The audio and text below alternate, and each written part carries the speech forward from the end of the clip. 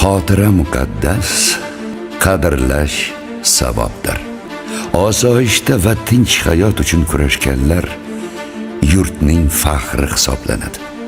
O'zbekistondek jannat makon yurt farovonligi uchun, hozirgi dorulamon kunlar uchun jon berganlar to abad qalbimizda bo'ladi.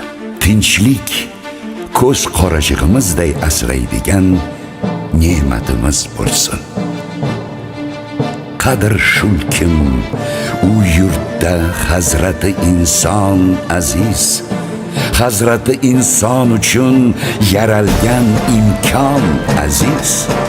Inshaalloh hech kimdan kam bo'lmaydi bu millat, erk bayrog'in ko'targan hur O'zbekiston aziz.